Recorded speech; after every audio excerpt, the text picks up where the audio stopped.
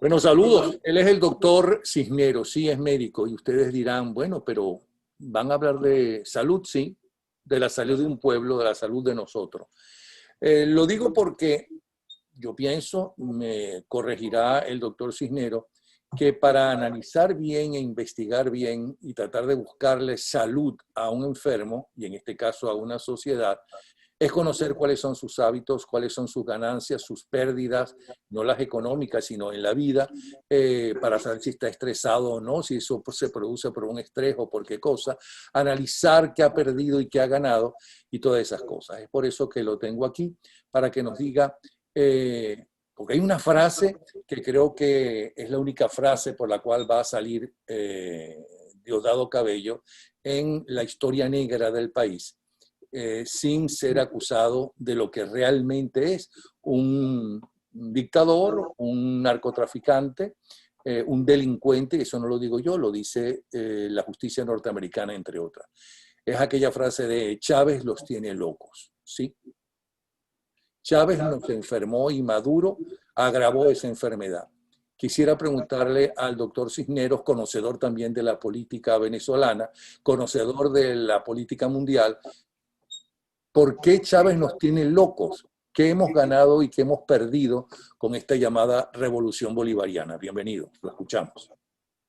Bueno, no creo que hayamos ganado mucho, excepto una mayor prominencia a nivel mundial como un país deteriorado, saqueado y literalmente destruido por un grupo de personas inescrupulosas. Ahora, lo que sí hemos perdido es la salud, como tú bien lo has definido.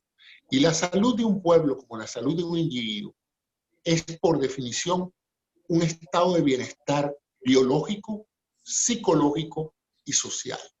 Y en este caso de Venezuela, las tres esferas las hemos perdido. Y empezamos por la primera, que en este caso normalmente, cuando una persona se enferma la parte biológica. Secundariamente a la enfermedad biológica vienen cambios mentales y eventualmente lo desincorpora de su sociedad. En este caso, el proceso comenzó con el ascenso de Chávez al poder, comenzó deteriorando la salud social del país. ¿Cómo se hizo eso? Por un proceso sistemático de deterioro institucional y de la base de nuestras convicciones y de nuestras creencias, que hizo que todo lo que considerábamos esencial para mantener un sentido de unión como pueblo fue fracturado. Déjame ponértelo de esta manera. ¿Qué es un pueblo? ¿Qué es Venezuela? Venezuela es un conjunto de ciudadanos, pero unidos a través de símbolos, de una historia común, de un conjunto de relaciones culturales históricas que nos vinculan.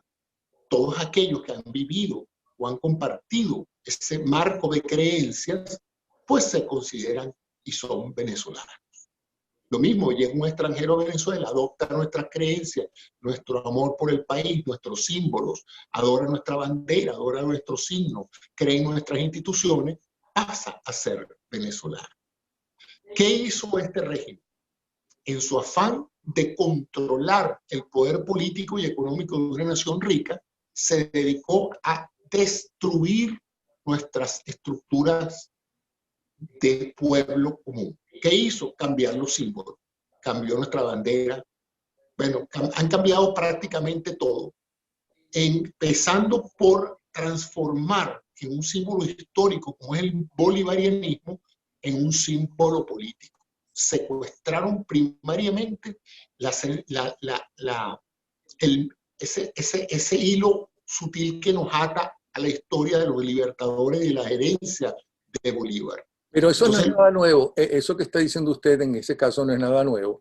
Hay un libro apasionante de Germán Carrera Damas, El culto a Bolívar, donde él especifica cómo las dictaduras que ha tenido Venezuela una tras otra son las que han utilizado en mayor medida la figura de Bolívar, identificándose o queriendo que la gente los identifique a los dictadores con las luchas de Simón Bolívar. Sin duda, si es que por eso te digo que ese es el hilo que nos ata desde que nacimos como nación, es decir, una historia común, pero en este caso el fin fue más perverso. El fin fue secuestrar esa historia para ellos y quitársela al resto del país, al extremo de que tú ves que hoy parte del deterioro de la salud social de la población venezolana ya es prácticamente un rechazo total a todo lo que simbolice el bolivarianismo, que es una gran pérdida para una nación, como podría ser para la nación americana, que un partido político se apoderara de los símbolos patrios americanos.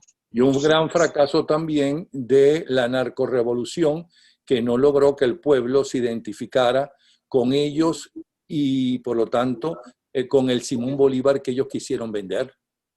Bueno, es que al rechazar el sistema político, rechazaron los símbolos bolivarianos. Ya la gente no quiere. Fíjate que la oposición venezolana tuvo que hacer un esfuerzo enorme por rescatar la bandera. Por una época, prácticamente la bandera nacional pertenecía al partido de Chávez y de su gente, porque los símbolos estaban constantemente rodeados. Pero no fue nada más eso, no fue una cuestión simbólica el comienzo del deterioro de la parte social venezolana. Fue la de fracturar la tela venezolana en dos grupos, los que están conmigo y los que no están conmigo. Y los que no están conmigo son traidores a la patria. No es que estén en desacuerdo conmigo, es que ya es más allá, trasciende. Eso es parte de un juego histórico que se ha hecho para fracturar. Divide y vencerás. Sí, transforma a una Venezuela unida, sí, en la cual hay gente que opina de una manera y opina de otra, en otro país, en una Venezuela fracturada, en la cual los que tienen la razón y el poder son los que están conmigo, y los que no piensan como yo o no aceptan los términos de mi planteamiento son enemigos de la patria. Es decir, que los que piensan como yo yo tengo la verdad y única verdad. Los que no piensan como yo no solamente están totalmente equivocados, no solamente están contra mí y yo contra ellos, porque ellos están contra mí, sino que son traidores a la patria. Y la patria es de todos, ese es el problema. Ellos se apoderan del concepto de patria y transforman en eso un poder político. Y ahí empieza el deterioro de la parte mental del venezolano. Imagínate lo que es el conflicto de un venezolano que desde que nace ha evolucionado socialmente, adorando su país, sus símbolos, su herencia, su historia, y ahora un grupúsculo político se apodera de esos símbolos, y cuando tú logras apelar o rechazar tu opinión, ahora tú eres execrado de eso. Y eso crea una gran angustia, un gran desasosiego, y comienza el proceso del deterioro mental del venezolano. Ya, pero fíjate cómo va a ir erosionándose el concepto de salud del venezolano. Luego se produce un sistemático ataque a las instituciones. Los venezolanos y cualquier persona afiliada a un país no solamente acepta la propuesta del Estado que lo rige. Es decir, yo creo en la Corte, yo creo en la Cámara, en el proceso legislativo, creíamos en el voto. Nosotros los venezolanos veníamos ya de una incipiente democracia donde nos habíamos acostumbrado a votar y a pensar que, a pesar de todas las trampitas que hubiese de una u otra manera, el resultado electoral lo aceptábamos como tal, y había una transferencia pacífica del poder de un gobernante a otro, incluso de un partido político a otro. Ya eso se había conseguido en Venezuela. Entonces esta gente tenía que socavar también esa estabilidad institucional que nos permitía decir, bueno, si llevamos algo a los jueces van a darle la razón a las personas que legítimamente tienen la razón. No, eso pasó entonces a formar parte de este cuadro de tensión, de neurosis colectiva que produce en una sociedad la desinstitucionalización del país. No hay instituciones, todas están viciadas, todas son corruptas, y viene entonces una renovación o una creación de situaciones paralelas. Todos los vivimos en Venezuela cuando prácticamente no había institución donde el chavismo no creara una institución paralela con el mismo nombre y le ponían el apellido bolivariano. Entonces tenemos 2 asambleas, tenemos 2 parlamentos, tenemos 2 colegios profesionales, tenemos sindicatos paralelo, o sea, prácticamente incluso creo recordar que si en algún momento se eligieron autoridades municipales o estadales, se nombraba paralelamente y se le daba el poder a alguien no electo para que fungiera como un paraestado al lado del Estado legítimamente electo hasta que se descompuso todo. Entonces eso fue creando otro aspecto de deterioro de la salud mental del venezolano, que fue la frustración ante no entender qué está pasando con lo que hemos venido creyendo que era la democracia en 30 y 40 años, y la vemos disolviéndose, y sobre esa disolución, ese completo deterioro de la infraestructura, del andamiaje social, se montan instituciones nuevas que son todas partidistas. De nuevo, tú estás execrado. Si tú eres un escuálido, pues tú no perteneces ni el sistema tiene por qué atenderte a ti, porque el sistema está hecho, el nuevo sistema está hecho para atender a los del partido, a los que tienen el carnet de la patria. Esas son las personas que van a poder figurar en la sociedad y ascender. Y eso permeó todos los factores, todos los sectores de la sociedad, el sector laboral, el sector universitario. Prácticamente no hubo un área de la acción social colectiva que no tuviera esa sensación de preferencia, ¿no? Luego viene otro proceso también sumamente enfermizo o virulento, que es el factor de la violencia, Napoleón. Cuando la gente empezó a darse cuenta de la creciente injerencia del Estado y de este Estado opresor, desinstitucionalizador y agresivo, empieza a crearse la sensación de la violencia colectiva. Y sobre ese miedo social de que la protesta puede llevarte a la cárcel o puede en un momento dado afectar tus intereses de tu profesión, o si eres médico, pues ya te van a botar del hospital porque no te pones la camisa roja. Y si vas a hacer un negocio, pues si tú no estás con el gobierno y te pones la camisa roja, tampoco te dan el contrato. O sea, llega un momento en que se produce todo eso y empieza entonces otro factor que es sumamente enfermizo, que es la división de la familia venezolana, la fuga de la gente. La gente empieza a no encontrar futuro en Venezuela, a irse. Y eso crea un impacto emocional, social, gravísimo. Madres que tienen años que no ven a sus hijos, hijos que se les mueren los padres en Venezuela y no pueden ir a verlos, padres que tienen que ver lo mejor de sus hijos irse a un futuro incierto, a un país diferente, con un lenguaje diferente, y tienen que sufrir por todo esto. Y eventualmente, dentro de esa neurosis colectiva, dentro de esa psicopatología creada por este sistema, entonces se produce el daño físico. El daño físico viene la somatización de esa angustia, de ese miedo, de ese proceso de falta de confianza, de no ver futuro y de estar lejos de la familia. Todo eso es un síndrome. Estoy describiendo síntomas y signos de lo que empezó como una enfermedad social, luego pasó a una enfermedad mental individual en cada persona que está prácticamente neurótico en Venezuela con este clima, y luego entonces vamos a la parte más reciente, que es la del deterioro de la infraestructura física y de servicios y la deterioro de la economía, que entonces encima de eso ya afecta la calidad de la atención médica, la insuficiencia en insumos, no se consiguen las medicinas, la gente se muere de mengua porque los salarios no le permiten no solamente cuidar y trabajar y moverse, no le permiten alimentarse y no le permiten atender su salud. Entonces tenemos un país que se enfermó. Tú me preguntaste qué le quitaron a Venezuela. Le quitaron la salud social, la salud mental y en muchos casos la salud física de muchos venezolanos que hoy están enfermos con hipertensión arterial, que hoy están enfermos con una cantidad de enfermedades psicosomáticas o enfermedades derivadas de la pobreza, con una cantidad de niños que no han sido vacunados, con una cantidad de niños desnutridos. Entonces tenemos un país enfermo en todos los niveles. Basta lo que tenemos la inmensa fortuna de estar fuera, vemos que en realidad cada vez que hablamos con alguien en Venezuela, no es una persona sana, no es una persona que está disfrutando de un gran bienestar biológico, psicológico y social. Es una persona que está enferma en las tres esferas. Es una persona que no funciona físicamente porque se siente mal, porque no está bien alimentado, porque no tiene la medicina que necesita. Es una persona que mentalmente vive una angustia permanente, un estrés permanente y una falta de esperanza, de motivación.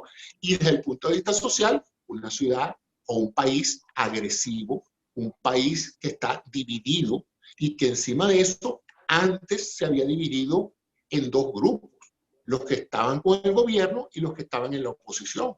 Y de alguna u otra manera, este sistema, este régimen, ha logrado sembrar el mismo proceso, digamos, patológico en la misma oposición. Entonces la oposición ahora se ha fragmentado de la misma manera que se ha fragmentado el gobierno, la sociedad venezolana. Ahora, dentro de los opositores hay los que están con una línea opositora con Guaidó y los que están prácticamente que ahora ha pasado a ser Guaidó el enemigo de los venezolanos. Entonces, mira, de una u otra manera Venezuela está muy enferma, todos lo sabemos, los que están afuera lo ven, los que están afuera que se fueron porque tuvieron que salir del país por toda esa patología que acabo de describir, están también enfermos afuera, porque una vez que te enfermaste localmente ahora, para muchos resulta sumamente doloroso entrar a un supermercado en cualquiera de estos países y ver la abundancia de alimentos, porque lo primero que te viene es tu mamá que no los tiene, tus hermanos que están desnutridos. Entonces, todo eso crea también un cuadro enfermizo para aquellas personas que tuvieron que emigrar por razones de violencia política o por razones de búsqueda de mejores condiciones de vida. Esas son las razones posiblemente por las que ha aumentado notoriamente los suicidios en el país. Por supuesto, porque ¿cuál es la vía final? Los suicidios tienen dos tipos de suicidios. Los suicidios que son producto de una depresión crónica y primaria, es decir, la persona que es una persona deprimida de toda la vida por la neuroquímica cerebral, y los suicidios reactivos, que son producto de la depresión que se produce en un ser humano que se le han agotado las salidas, que ya no tiene sentido vivir bajo esas condiciones, que no tiene oportunidades de desarrollo personal, que vive asustado, que vive angustiado, que ve su cuerpo deteriorarse todos los días.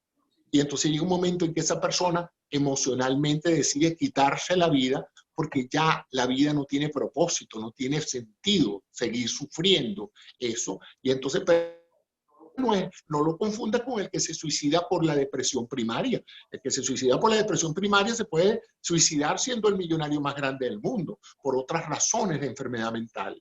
Pero esto aquí lo que está pasando son muchas personas que en condiciones normales hubieran sido ciudadanos bien útiles y bien estables y bien neurológica y mentalmente estables, pero que han sido llevados de una u otra manera por esta enfermedad social que ha batido a Venezuela a la de total desesperanza y buscar en el suicidio una salida rápida a no seguir sufriendo. Eso sin contar, ¿no?, las víctimas más débiles de todo esto que está viviendo este ciclo histórico venezolano, que son los más jóvenes, los más pequeños, que por la falta, carencia o mala alimentación, ¿no?, hay por lo menos ya 2 generaciones que han dejado de subir de tamaño, que es una de las formas de saber cuándo un país está mejor y cuándo un pueblo está mejor. El pueblo venezolano, desde los años 40 o 50, no recuerdo la fecha en que empezó todo esta análisis, esta investigación, poco a poco ha ido subiendo en talla, en salud y demás, y ahora todo se vino para atrás. Sin duda. En Venezuela yo no lo he visto calculado, pero en Venezuela debe haber habido una regresión de al menos 2 décadas en la expectativa de vida del venezolano, porque la mayoría de los venezolanos en los años 30 y 40 moría del paludismo y de enfermedades perfectamente prevenibles, porque eran enfermedades infecciosas, enfermedades de carencias nutricionales. Y eso todo se había logrado superar en forma importante a partir del año 45, 50. Ya había empezado una mejor educación, una mejor calidad de salud para el venezolano, y eso había aumentado la expectativa de vida del venezolano. Pero ahora hemos visto que eso ha regresado, y en lo que tú decías, una de las cosas más importantes de cualquier país, más que sus recursos petroleros y las reservas más grandes de petróleo del mundo y sus bellezas naturales y su valor turístico, es su capital humano. Lo más importante de un país es su gente, es más, es lo que hace el país. El país no es nada más un Cerro Bolívar y un lago Maracaibo y las minas de esto y las minas de aquello. Eso no es lo que hace un país. Lo que hace un país es su gente. Y el más grande efecto de esta enfermedad venezolana que ha sufrido el país es la desintegración social del proceso de reemplazo generacional. Fíjate tú, la cantidad de capital humano que ha emigrado de Venezuela, eso va a causar mella en el desarrollo del país. De Venezuela se están yendo sus médicos, sus ingenieros, sus emprendedores, sus creativos, los artistas, toda la gente que en un momento dado hace un país con su gestión empresarial o con su pintura o con su música, se ha ido del país. Los que quedan son unos verdaderos héroes. Y por otro lado, entonces está la nueva generación. La nueva generación está desnutrida, desmotivada. Las universidades no tienen docentes porque nadie puede trabajar con esos salarios universitarios. Y los muchachos, yo realmente admiro un muchacho que aborde hoy una universidad venezolana porque ese es un hombre realmente con mucha voluntad de salir adelante, porque las universidades han sido desintegradas, no solamente en lo económico, sino también en lo moral. Han fracturado al profesorado entre los que son rojos y los que no son rojos. O sea, el daño ha sido, las metástasis de este proceso han sido a todo lo largo de la economía venezolana, en todos los aspectos sociales, culturales, económicos, empresariales. Prácticamente no hay un solo aspecto de la sociedad venezolana que no haya sido afectado por ese proceso de deterioro institucional y de tratar de reemplazarlo por un nuevo orden que ellos dicen que es socialista. Yo no lo veo tanto como un proceso social porque ciertamente no ha beneficiado a la sociedad de ninguna forma o manera. Lo que ha sido una inmensa olla de corrupción que, bueno, la evidencia está ahí. Ahora, el venezolano, el pueblo venezolano, la clase media y alta venezolano, o lo que queda de clase media y clase alta, está consciente de que Venezuela es un país muy pobre, pero muy, muy pobre. Y por lo que estamos viviendo, sí, en el subsuelo hay petróleo, ¿ok? ¿Y quién lo saca? Hay oro.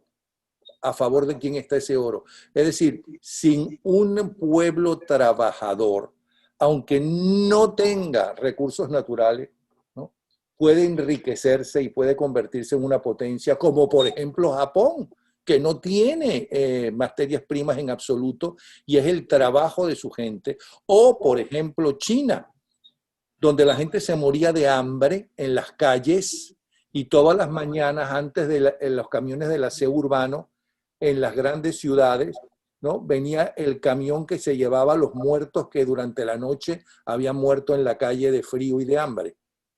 Y fíjate, les llegó la oportunidad de poder trabajar, de poder tener empresas propias, de tener trabajo, y no en toda China, pero sí en ciudades concretas, importantes.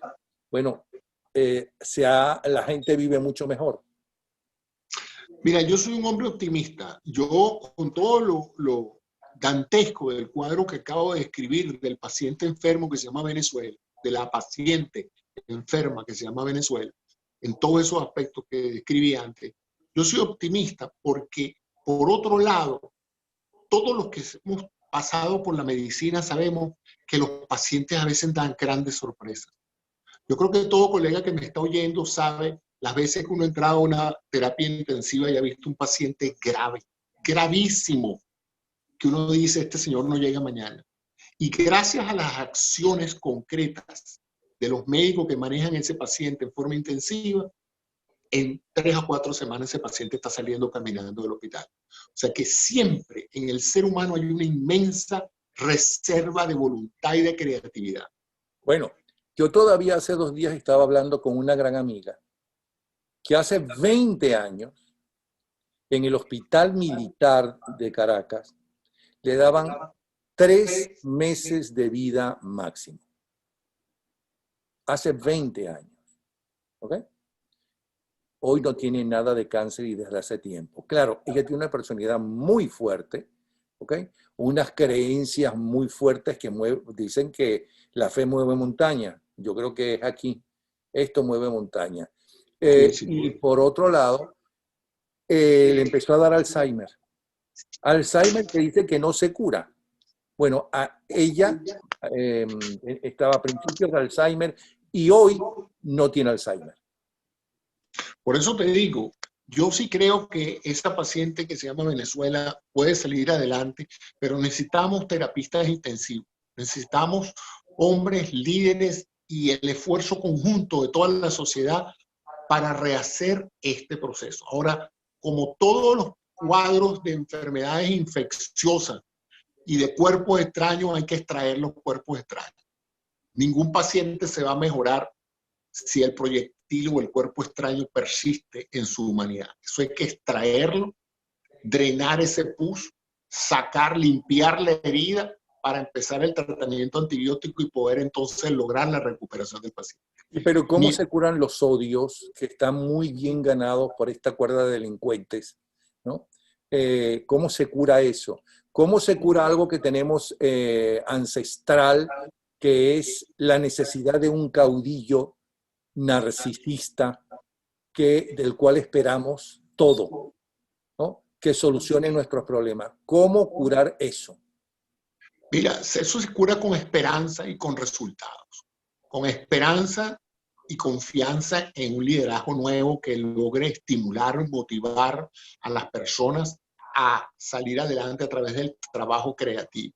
Y con resultados, porque de nada va a valer que una persona se transforme en un gran motivador con discurso y propuesta si no se empieza a verle el queso a la tostada y no se empiezan a ver los resultados. Tú tienes una Europa que se cayó a plomo completo 2 veces en el siglo XX. Y tú hoy ves a los alemanes, a los franceses y a los ingleses y a toda esa gente que ahora ve a Europa diferente y ellos mismos no pueden reconocer por qué en una época tuvieron tanto odio unos con otros.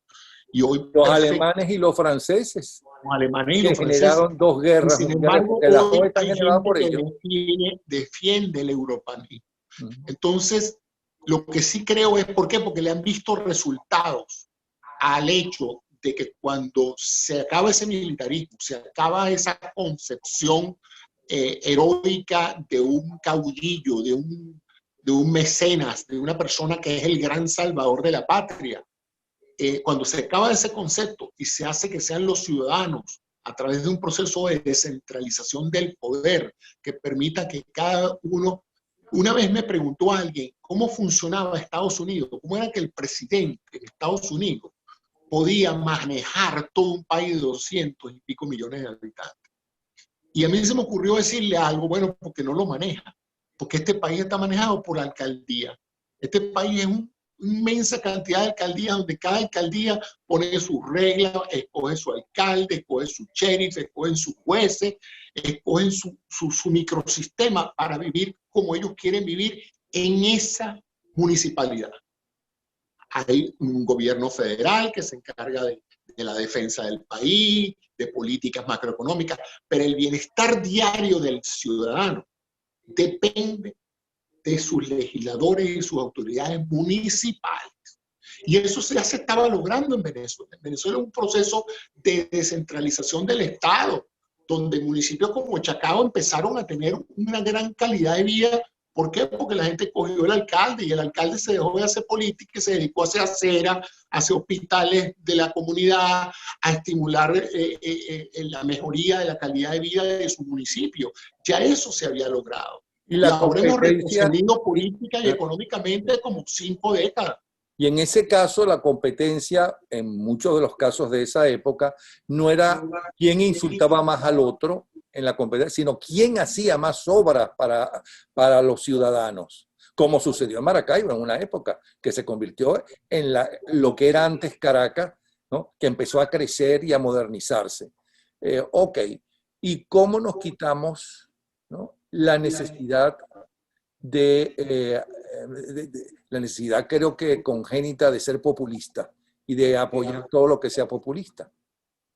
Bueno, eso requiere una maduración de la ciudadanía, eso requiere una madurez cívica, una capacidad del ciudadano de identificar ese populista, ese arrogante que se para en un pedestal y se monta a ofrecer cosas que no explica realmente cómo se van a lograr.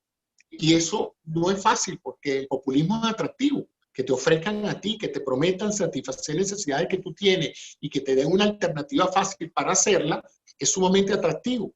Pero el ciudadano que ha visto y ha sufrido las consecuencias de un populismo violento, de un populismo dirigido a explotar, a saquear el país, espero que en el futuro logre escoger mejores representantes.